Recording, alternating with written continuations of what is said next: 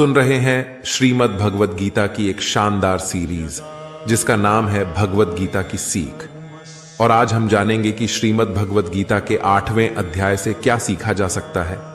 इस वीडियो में हम बात करेंगे 8वें अध्याय के सार की, बहुत ही सरल भाषा और आसान से शब्दों में। श्रीमद् भगवद गीता के 7वें अध्याय में हमने जाना कि ईश्वर किस तरह से इस संसार को चलाते हैं, ईश्वर को कौन से भक्त बहुत अच्छे लगते हैं, इंसान भगवान को क्यों नहीं जान पाता है तथा भगवान को कैसे प्राप्त किया जा सकता है। इसी क्रम में आज श्रीमद् भगवद गीता के 8वें अध्याय में हम जानेंगे कि भगवान क्या है और उनको कैसे प्राप्त किया जा सकता है, देवता कौन है, यह संसार कैसे चलता है और क्यों हमें आज से ही कठिन परिश्रम में लग जाना चाहिए। तो चलिए विस्तार से जानते हैं श्रीमद् भगवद गीता के 8वें अध्याय से मिलने वाली सीख और शिक्षाओं के बारे में। यह अध्याय संक्षेप में कुछ महत्वपूर्ण शब्दों और अवधारणाओं का वर्णन करता है जिनका उपनिषदों में विस्तार से उल्लेख किया गया है। इसमें यह वर्णन भी किया गया है कि मृत्यु के पश्चात आत्मा के गंतव्य का निर्धारण किस प्रकार से होता है। देह का त्याग करते समय यदि हम भगवान का स्मरण करते हैं तब हम निश्चित रूप से उन्हें पालेंगे।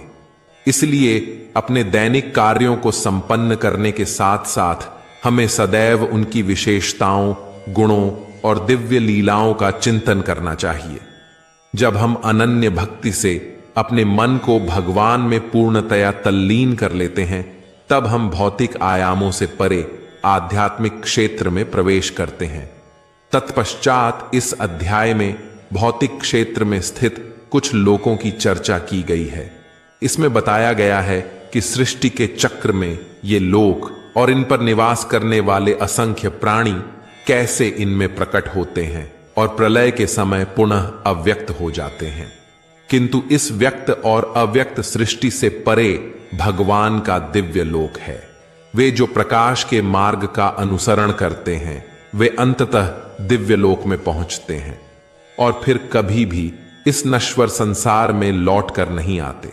जबकि अंधकार के मार्ग का अनुसरण करने वाले लोग जन्म, रोग, बुढ़ापे और मृत्यु के अनंत चक्रों में देहांतरण करते रहते हैं।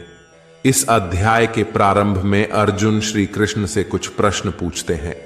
अर्जुन कहते हैं, हे कृष्ण, ब्रह्म क्या है, अध्यात्म क्या है और कर्म क्या है, ये देवता कौन है, अधिदैव किसे कहा जाता है, इस संसार के निर्णय कौन करता है। हे मधुसूदन, दृढ़ मन से आपकी भक्ति में लीन रहने वाले मृत्यु के समय आपको कैसे जान पाते हैं। इन सभी प्रश्नों के उत्तर भगवान श्री कृष्ण इस अध्याय में देते हैं और साथ ही अपने सखा अर्जुन को ब्रह्मांड किस तरीके से काम करता है उसकी समझ देते हैं और बताते हैं कि क्या होता है पुनर्जन्म और कब पुनर्जन्म के चक्र से मुक्ति मिलती है। श्री कृष्ण ने कहा, ब्रह्म परम अक्षर है। ब्रह्म यानी कि जो अक्षय होता है, जिसका कभी विनाश नहीं होता, अर्थात परम अविनाशी सत्ता को ब्रह्म कहा जाता है।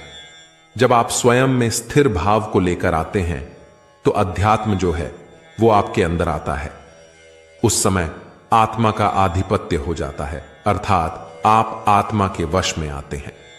उससे पहले हम सब माया के आधिपत्य में रहते हैं, माया के वश में रहते हैं। इस प्रकार जब हमारे स्वभाव में स्थिर भाव मिल जाता है तो हम आत्मा के वश में आ जाते हैं। यही अध्यात्म की पराकाष्ठा है, यही आखिरी स्थिति है। इसलिए किसी मनुष्य की अपनी आत्मा को ही अध्यात्म कहा जाता है। कर्म भूतकाल का एक ऐसा त्याग है जिससे वर्तमान में परिणाम उत्पन्न होते हैं।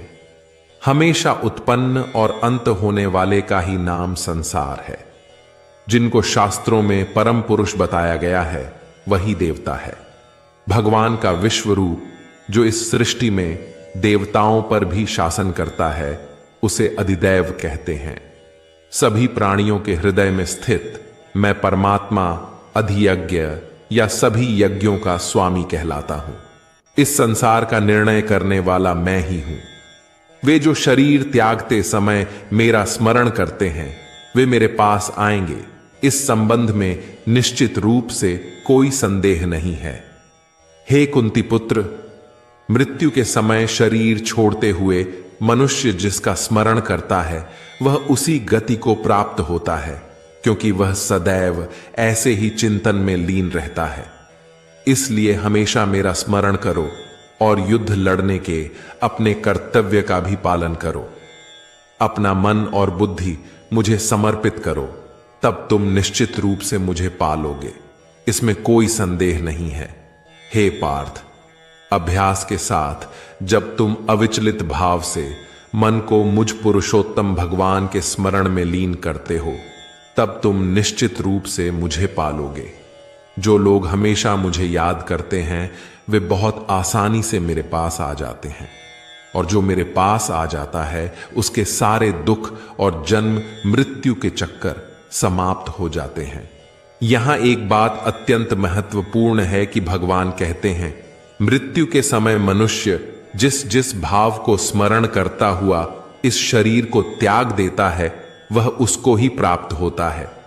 तब तो यह बहुत अच्छा है कि आप सिर्फ अंत काल में जब आपकी मृत्यु होने जा रही है तब आप भगवान को याद कर लीजिए और आपको भगवान मिल जाएंगे, क्योंकि उन्होंने कहा कि मनुष्य जिस चीज को याद करता है वही चीज उसे मिल जाती है।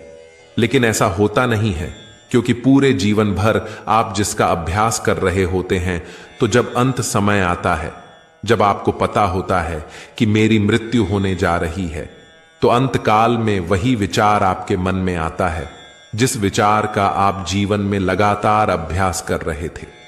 इसलिए भगवान श्री कृष्ण अर्जुन को कहते हैं कि तुम निरंतर मेरा चिंतन करने का अभ्यास करो, जिससे तुम अंत काल में मेरा ही स्मरण करोगे, मुझे याद करोगे और मुझे प्राप्त हो जाओगे। श्री कृष्ण कहते हैं कि मुझे प्राप्त करके महान आत्माएं फिर कभी इस संसार में पुनः जन्म नहीं लेती, जो कि अनित्य और दुखों से भरा है, क्योंकि वे पूर्ण सिद्धि प्राप्त कर चुकी होती हैं। हे अर्जुन, इस भौतिक सृष्टि के सभी लोकों में ब्रह्मा के उच्च लोक तक तुम्हें पुनर्जन्म प्राप्त होगा, परंतु हे कुंती पुत्र, मेरा धाम प्राप्त करने पर फिर आगे पुनर्जन्म नहीं होता।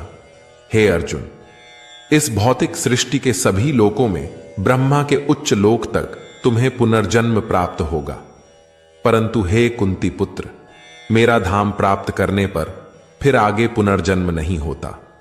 ब्रह्मा का एक दिन पृथ्वी के 1000 युगों का होता है और एक रात भी 1000 युगों की होती है। ब्रह्मा के दिन की सुबह में ही संपूर्ण संसार का निर्माण होता है तथा रात के आरंभ में ही संसार फिर से ब्रह्मा में समा जाता है, और हर दिन ऐसा ही चक्कर चलता रहता है। लेकिन जो मेरे भक्त होते हैं वे जल्दी ही इस चक्र से मुक्त हो जाते हैं।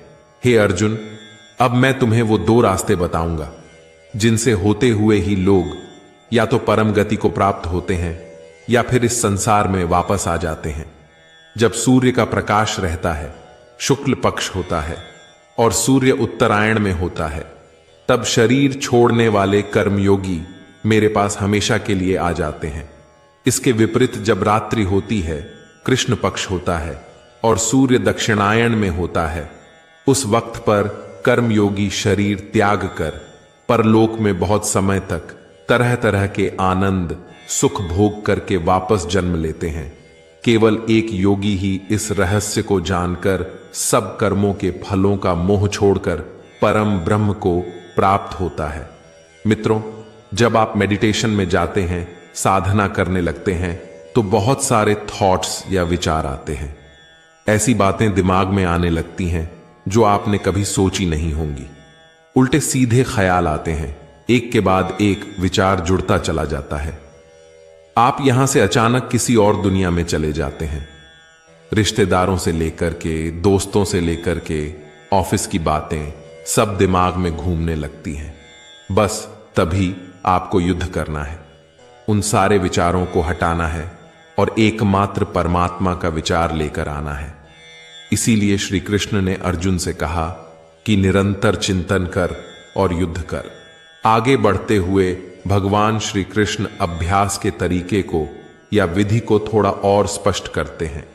वे कहते हैं कि सारी इंद्रियों के दरवाजों को रोककर, यानी कि जो इच्छाएं हैं, कामनाएं हैं, वासनाएं हैं, उनसे अलग होकर के अपने ध्यान को हृदय में स्थित करके अपनी आत्मा को शुद्ध करने का प्रयास करना चाहिए।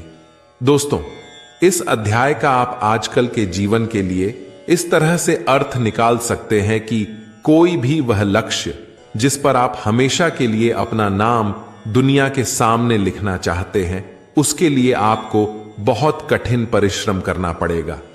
क्योंकि जैसा श्री कृष्ण ने बताया कि यह संसार का चक्र बहुत बड़ा है। यहां लोग आते रहते हैं और लोग जाते रहते हैं, लेकिन जिन लोगों को अपनी जिंदगी में कुछ ऐसा करना है जिसकी वजह से उनका नाम हमेशा के लिए दुनिया में अमर हो जाए, उन लोगों को ज्ञान योगी और कर्म योगी बनना पड़ेगा।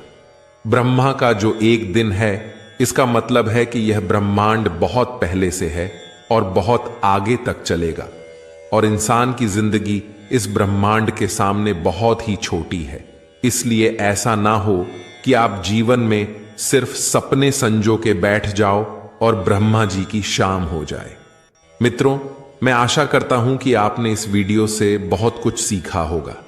वीडियो को लाइक और शेयर करके कमेंट में जय श्री राधे कृष्ण लिखना ना भूलें, और ऐसे ही ज्ञानवर्धक वीडियोस पाने के लिए हमारे चैनल को सब्सक्राइब करके घंटी जरूर बजा दें। भगवान श्री कृष्ण आपको हमेशा प्रसन्न रखें। जय श्री राधे कृष्ण। राधे राधे।